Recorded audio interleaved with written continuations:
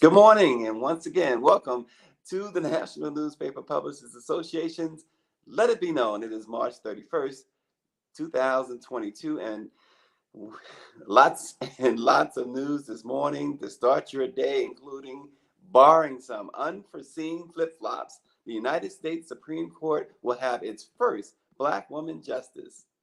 Also, and as candid an interview as you can give, Rep. Alexander Ocasio-Cortez told New York Magazine that President Biden is making a mistake in trusting West Virginia Democrat Joe Biden. And we will also discuss what some are calling the hypocrisy of America's support for Ukraine and saying where was that same support for Haitian refugees. And also feeling the heat is one HBCU, which is offering free tuition to Ukraine students despite the financial struggles of Black students. All this and more this morning with the peerless Capitol Hill reporter Lauren Burke, Andrea Carter of the Cincinnati Herald, and our resident expert in most, if not all things, Robin Massengill. Good morning. Good Good morning. morning, everybody. Good morning. Always good to see you. We start this morning. Judge Jackson, of course, the Republican Senator Susan Collins has announced, and Lauren, you tweeted it first. At least I saw it come from you first. She plans to vote in favor of confirming Judge Ketanji Brown Jackson to the Supreme Court, which goes against her party leadership, of course, and ensuring that the D.C. Circuit Court judge will become the first Black woman on the highest court in America. Lauren, did you see that one coming? Did you expect Susan Collins to come out and say, you know what, I'm doing this? No, I didn't. I thought she was going to vote against her. I thought it was going to be a 50-50 tie and that Vice President Harris was going to have to break the tie.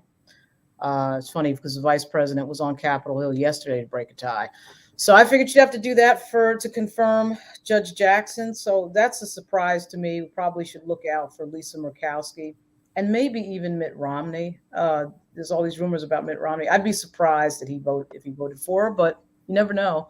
I would think that if when people know that the vote is going to go a certain way, they tend to, think differently about what their support levels are. I mean, when it's a 50-50, everybody sort of has to remain locked in.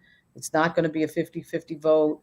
And she should next week, probably somewhere around Wednesday or Thursday, be confirmed. The full committee for Senate Judiciary is going to vote her out of committee. It's expected on Monday. So that's a lot easier than I thought it was going to be. I thought it was going to be 50-50 and we're going to be sitting here, waiting. And still, though, we do have to have the actual vote happen. So I wouldn't assume anything until it happens. And they do, Robin, have mechanisms, the Republicans do, to delay this, right? They do. I mean, to the extent that I think you may be talking about the filibuster. I mean, I don't know any other way they could delay other than withhold. Yeah, I'm sorry, Robin. I said even playing with the schedule. I saw something where Mitch McConnell said that we may not vote on this before the recess. He's trying to rally his troops, and as we just stated with Lauren, obviously one has already defected in Susan Collins, but they could be looking for ways to not get this vote done in a timely manner. Anyway. Okay, I was not aware of the Mitch McConnell piece. But yeah, I mean, he uses delay tactics, and he has master control of his party. But I agree with what Lauren Burke is saying in terms of Susan Collins saying yes. But I think if this is an opinion, she's like a Lucy to Charlie Brown. She'll say yes, but when it comes time to kick the ball, whoever's in her ear may persuade her to change her vote. We'll see. Yeah, and Andrea, we earlier we heard from Senator Joe Manchin that he would vote to confirm the judge, which was, of course, at that time it was significant because it let you understand that the Democrats were finally in lockstep on something. Well, I think right now they're in lockstep, and I think the confirmation hearing was so kangaroo courtish on the Republican Party's spectacle. I think it's not in their best interest to do any more than what they've done already. to this nominee. I mean, they embarrassed themselves like you've never seen them before, with what happened during the confirmation hearing. So I think behind the scenes, I think there was a discussion that just said, let's just get this done because there's more things down the pike that we can deal with than this. And I think also the bigger issue is Clarence Thomas. The fact that McConnell came out on the floor, was it yesterday? He spoke about in favor of Clarence Thomas not calling for impeachment or things like that. I think that just tells you there's rumblings behind the scenes that there is something brewing bigger regarding Clarence Thomas and his wife's activities, especially regarding January 6th. That's a bigger animal they're going to have to tackle. Judge Jackson, get it out of the way, because they're going to have to fight to keep Clarence Thomas if that drum keeps beating and it gets bigger and bigger and bigger. Yeah, as we reported yesterday, Representative Alexandria Ocasio-Cortez is at the forefront of calling for his impeachment and or removal from the recusal from the January 6th, anything related to January 6th. But Lauren, just real quickly, I wanted to go back to you. Andrea mentioned the Republicans being embarrassed. Were they really embarrassed? Does that bother them? At the treatment of Judge Jackson, no. I mean, that was their plan to try and somehow link her to being deferential to child sexual predators. That was their plan. That was Josh Hawley's plan. That was Lindsey Graham's plan. Lindsey Graham is still angry about the treatment of Judge Kavanaugh, who, of course, is sitting on the Supreme Court. So I'm not sure why he hasn't factored that in. I mean, despite how he was treated, which, by the way, I don't think was very well. That has nothing to do with Judge Jackson. So I didn't understand that was their plan to sort of be abusive to a Black female jurist. So, well, I think in their minds, they still think Black women are weak. And they were trying to goad her to becoming the stereotypical angry Black woman. And well, the more she did, well, who was weak in their mind. Sat there and didn't say anything while she was taking all that incoming. And if it hadn't been for Cory Booker, I don't think anybody would have said anything. That's who was weak in that. I still can't figure out what the Democratic strategy was out there other than to allow their nominee to have to answer ridiculous questions in relationship to her sentencing on child sex predators. It made absolutely no sense. And that to me was amazing to watch. I mean, I think it makes sense in the context of Black women being seen as exotic, species to white people. I mean, why focus on child sex abuse when you have the entire Catholic Church being questioned and white men being questioned over their role in condoning years and years of child sexual predator behavior? So to make a Black woman into this person who condones sexual predation was ridiculous on Hawley's part. And because the Republican Party is ridiculous, and because the Republican Party cannot be shamed, I think it was an assassination on their character. And Lindsey Graham looked like the fool that he has been since he's been golfing with Trump. Yeah. I think they picked sexual abuse because Kavanaugh's situation involves sex, and that's just how they think. Like they think, okay, if we put the words sexual child predator next to Judge Jackson, that'll somehow stain her or whatever. But this idea that she has to, how she reacted was so great and she was strong. I don't know what the Democrats on that committee were up to. If you watch the Kavanaugh hearings, you'll see a bunch of Democrats, the same Democrats that you saw last week, that are pretty assertive in that on that video and did nothing for Judge Jackson. So I don't know what that was about. Well, the last word on that this morning is if only Will Smith was sitting in the Hart building. Absolutely. Sherry Lassiter, it's always good to see Sherry talk about another Black woman watching. She says, hi, Robin. I remember you as a good friend of Laura Howard. And she says, hi, Lauren.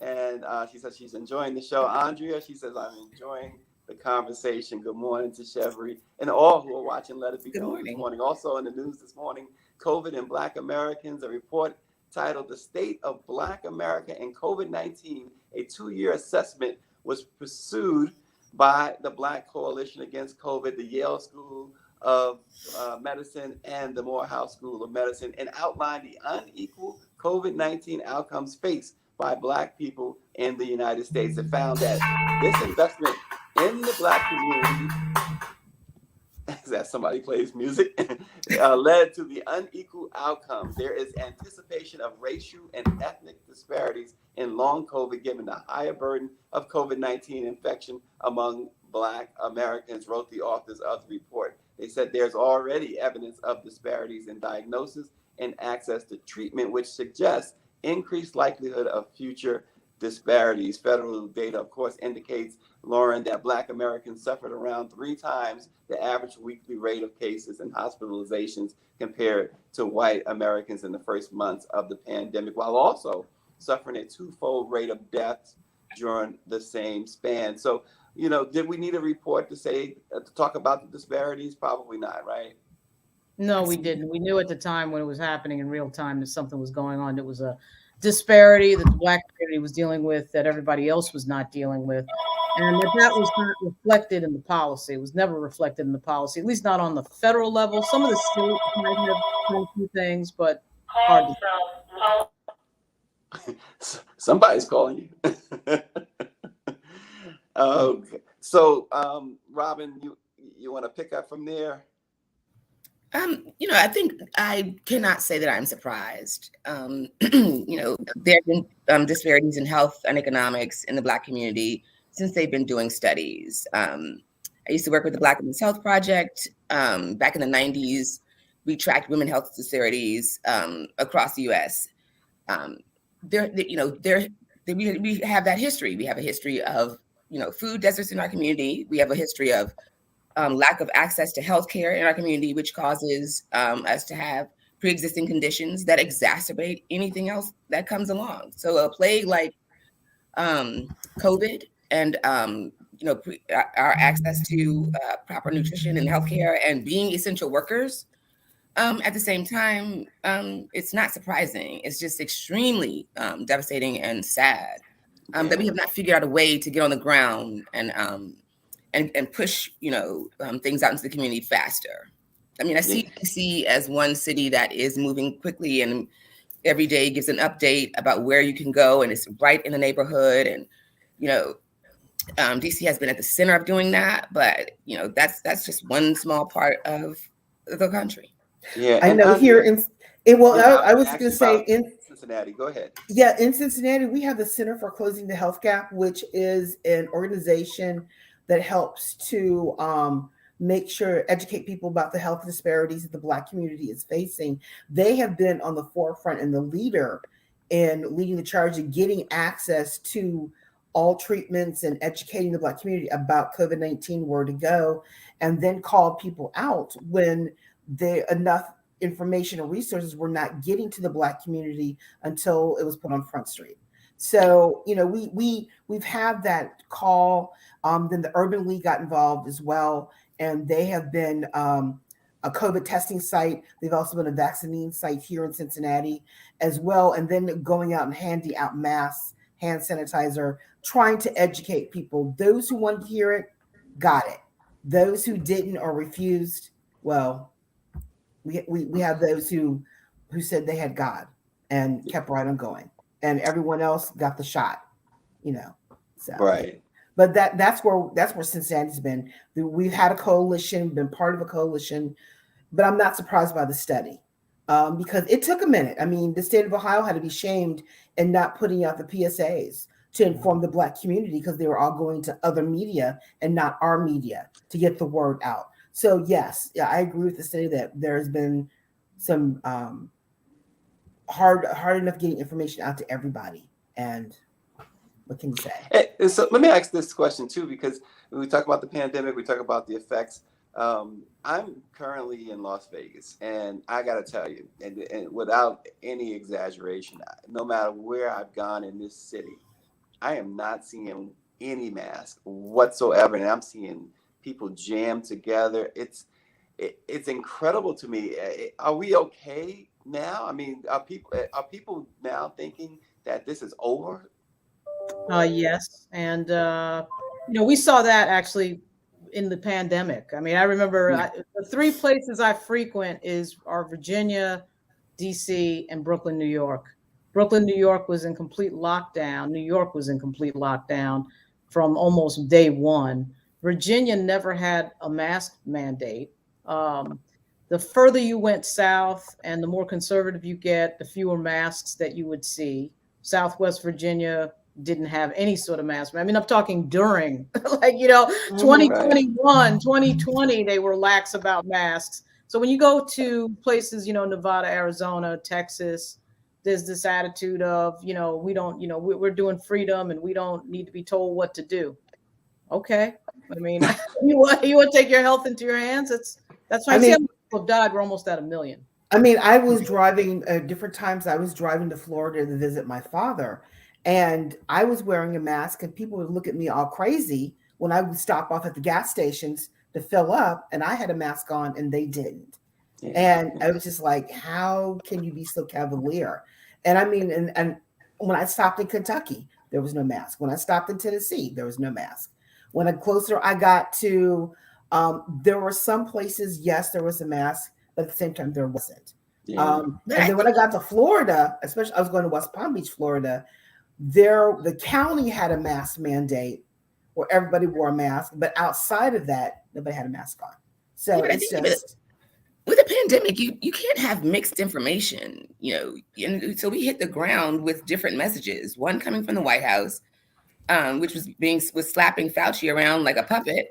And so you have people who are still not clear about what is real, which is becoming more and more of an issue when it comes to America and facts and what to do when something important happens or direction is given about what to do. So it's reasonable that people are feeling like it's over because no one still, in a way, really knows what to believe. And so it's people who are erring on the side of caution that are just saying, look, I'm going to do this. But I also understand that there is a part of the population that's like, I still don't know what's going on. Yeah. And so I'm just going to do, like Lauren said, I'm going to do freedom.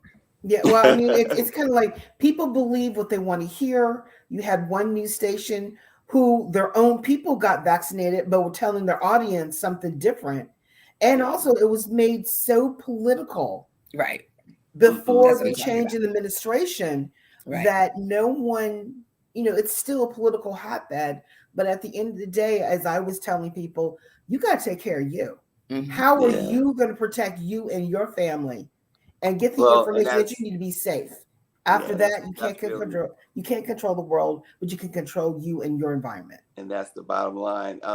Also, let's discuss this. The American and international support for Ukrainian refugees are attracting the kind of compassion and attention that many are saying Africans, Palestinians, and Syrians don't receive. They say specifically America's hypocrisy is showing, and some argue that European countries have continually received more support from the United States. Additionally, and here's something else that's I found to be a real interesting thing here. Hampton University is offering free tuition to Ukraine students, and the pushback from African American students and alum is loud, with many noting the financial struggles of both HBCU institutions and HBCU students. This time we'll start with you, Robin. The differences in the treatment of the Ukrainian, not that we are advocating that that they are mistreated, but the difference, isn't it resounding? I mean, it's outstanding, isn't it?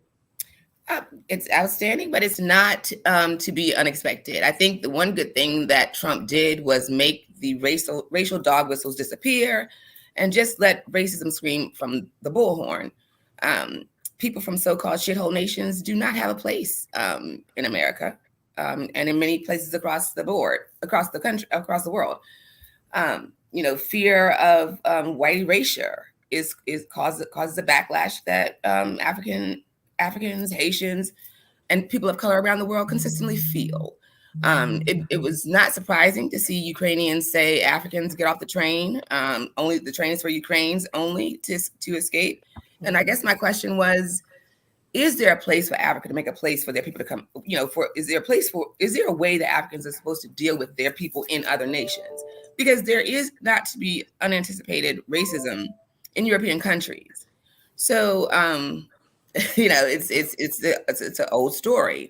I'm not at all clear what Hampton is doing at this moment. My mother is a Hampton alum. I'm a Howard alum. And I know how difficult it is for us to get our financial aid, and Howard would just have people out on the streets at the beginning of this year and last. So I'm not really sure what that's about at all. Yeah, you think about the cry for student loan forgiveness and Yeah. things to alleviate the debt burden that students, particularly minority students, have. Lauren, is this a surprise at all? What Hampton is doing, and is the pushback that from its own students and alum a surprise? Yeah, so Dr. William Harvey, who I think has been there since 1978, he is talking about retiring this year, but we'll see. Anyway, he's offering, I think it was free room and board for international students from Ukraine.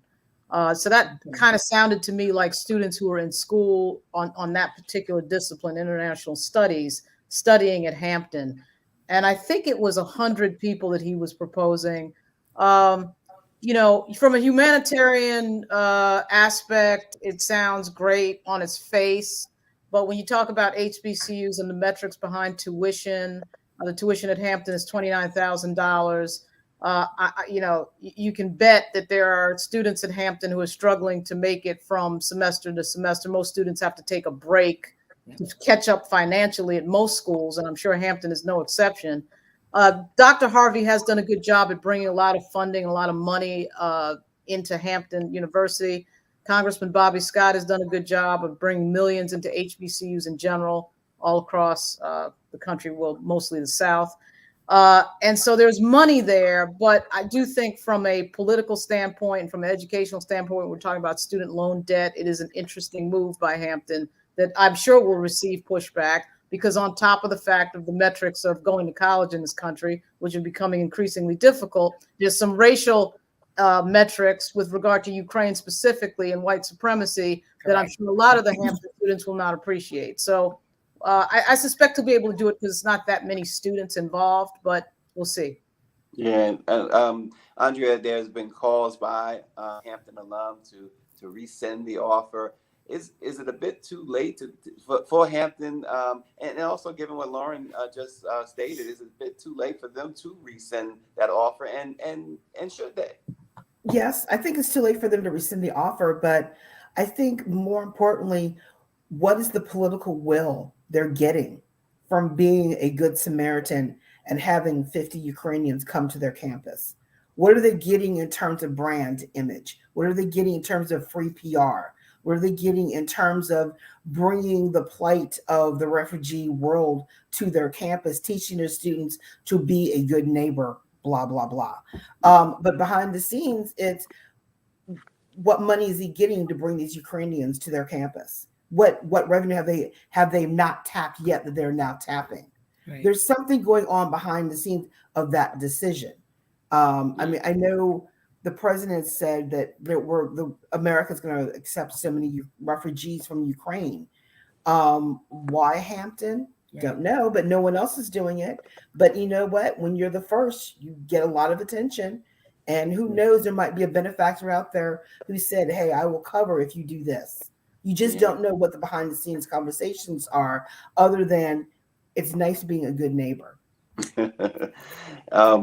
Like a good neighbor, right? Unless it's Haitians, right? Right. I mean, the sad part is they have not offered it to any other refugee. Right. But then again, there's more to the story than this. And what that story is, I don't know, but you can speculate. There's some, I saw that flash up, and I thought for a moment there, it was talking about with Mark Lamont Hill, fired by CNN, and after pro-Palestine remarks.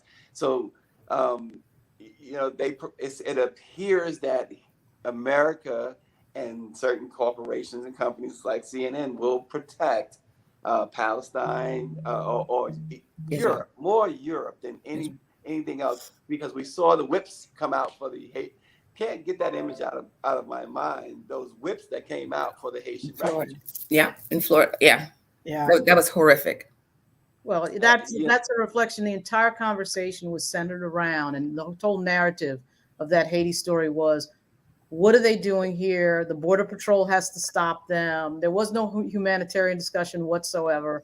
Hadn't it been for the Black Caucus speaking up and Maxine Waters and Yvette Clarke, I don't know that the administration would have done anything. And then, of course, they demanded meetings with Biden administration. They got those meetings and it calmed down a little bit. But you see the context of the Ukrainian refugee discussion.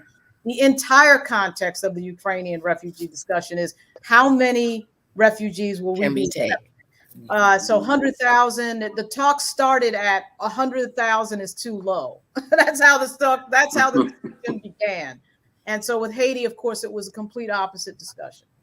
Yeah, absolutely. Well, also stated, Senator Joe Manchin has said he's going to vote yes for Judge Ketanji Brown Jackson, but questions over whether President Biden can trust the West Virginia senator arose again as Representative Alexandria Ocasio-Cortez told New York Magazine that President Biden is making a mistake by trusting Manchin. In the magazine, she says, and I quote, "I feel like politics has fundamentally changed, whether it's for better or for worse, is for people's determination. But I was never under the illusion we can bring Manchin along." Lauren, obviously, I want to start with the great Capitol Hill reporter. No better person on Capitol Hill than Lauren Burke. What do you make of Alexandria Ocasio-Cortez's remarks, and can Manchin be trusted? Well, we already know Manchin can't be trusted. We already know that Manchin is the product of the coal industry and other big money interests, and his votes reflect that. We know that his children are the benefactors of that money, and his votes reflect that. So there's nothing hidden here. We understand how the metrics behind political donations work in terms of what political actors tend to do when they receive those donations. And so far, he's been consistent with regard to his votes and his donations and where those moneyed interests are coming from. So, of course, Congresswoman Alexandria Ocasio-Cortez, who I think, by the way, is probably the best communicator in American politics right now, is pretty much pointing out the obvious, which she's really good at doing, and the party in general, particularly the DNC and the DCCC, are very bad at doing. The White House, one thing that AOC touched on, which is very right, is that we do have a president who thinks this is the Senate of the 1980s when he was in his prime, and it's not the Senate of the 1980s. So he's always trying to get buy-in from the other party, and that's not going to happen, generally speaking. So we'll see. That's why the discussion about the midterms is so key. There's a number of African Americans running statewide across the country. And if the Democrats can pick up 2 or 3 seats in the Senate, that changes the entire game. It makes Manchin irrelevant. Right. Yeah. Well, I want to seize on something you just said, too, because the fact that, and you're 100% right, that this president has continued to talk about, getting bipartisan support. Could it be that Susan Collins's her decision to vote for Judge Jackson and any other Republican, maybe Lisa Murkowski or Mitt Romney, come along, could that actually be a bad thing? Because in the sense that if they all voted against her, perhaps the Democrats would finally, or President Biden more specifically, would finally get it out of his head that he's going to accomplish anything with the Republicans. No, he's never going to get it out of his head. That's the era that he came up in. He's not going to get that out of his head.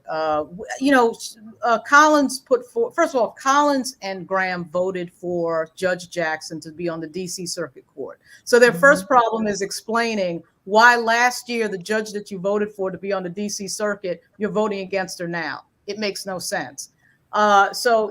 Same record, same person, same everything. You'll notice in Collins' statement, she did bring up very specifically Judge Jackson's resume as a driving factor. So I think it's just common sense that Susan Collins is voting for. I don't think it will change Biden's mind. Biden is who he is. He's not a bad guy. He's just operating in a different era.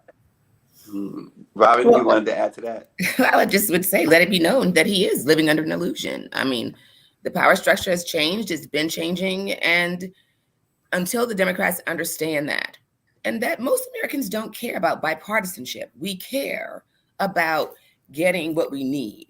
and bipartisanship has gone out of the window, has been gone out of the window. And unless he's able to change that, we may not make it. We'll make it through another election, but how that turns is going to be on whether or not he's savvy enough and whether or not the Democratic Party is savvy enough, nimble enough to change with the times. Well, Yeah, I think talk is cheap. Well, I was just going to say talk is cheap, and actions speak louder than words. Because I really wanted to highlight, and you can continue in a moment, but I wanted to highlight what James Wright just wrote in, that Collins did not vote for Amy Coney Barrett. Mm.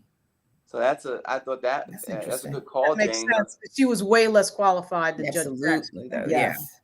Yeah. So it seems like Senator Collins, you mentioned the resume, Lauren. It seems like that's what, she really took that into account, right? Yeah, the resume is better than anybody who's sitting on the court right now. Yeah. So how do you justify voting against her when you voted for all these other people who are lesser qualifications? Yeah, Andrea, go ahead. I would just say that is true, but I would just say that actions right now in this political climate, actions speak louder than words. I don't care what you say. What are you going to do? I mean, Joe Manchin, his true character, when during the Biden speech to both sessions of Congress and the Senate, his State of the Union speech, he sat with the Republicans. Yeah. He didn't sit with the Democrats. He sat with the Republicans. That tells you right there where his true character is. He's going to give face a couple places to make sure he's still got Democrat covered. But at the end of the day, he's showing he's a Republican.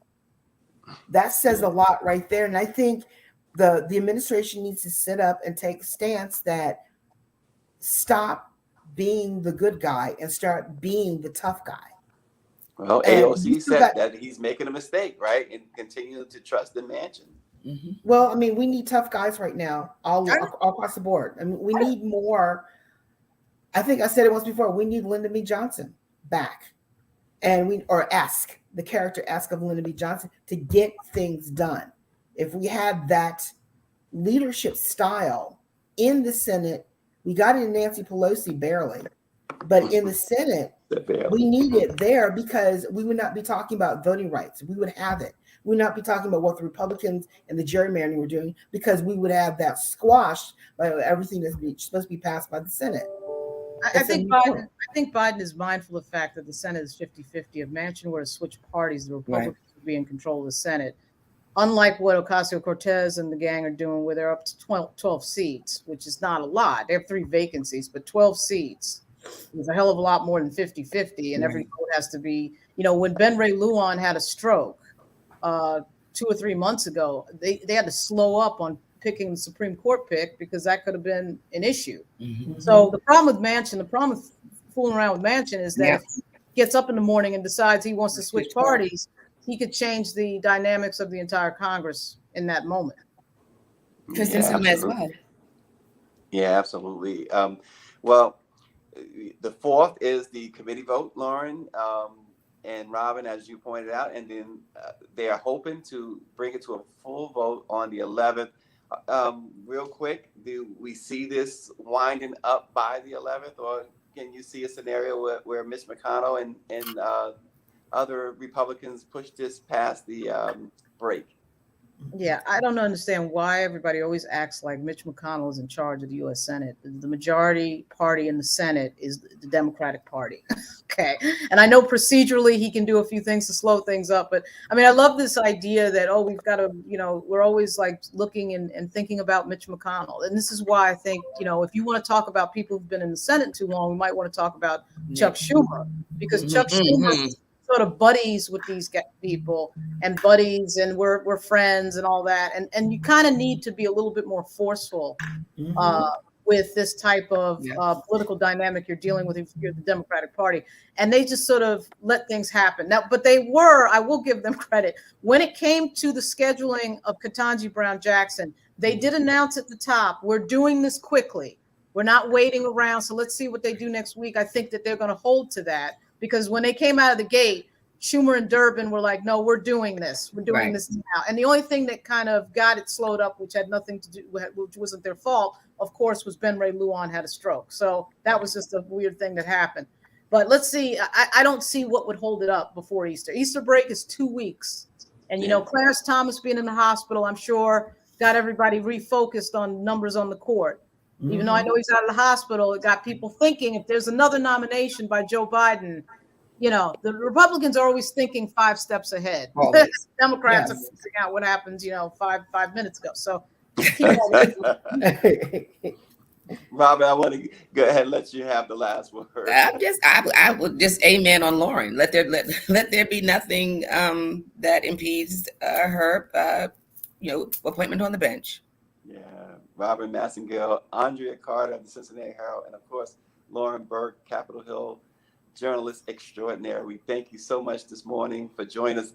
Check out Lauren on the Burke File, y'all. Go to Twitter and find her there, and check out the Burke File for some great up to the minute reporting. We will see you guys tomorrow.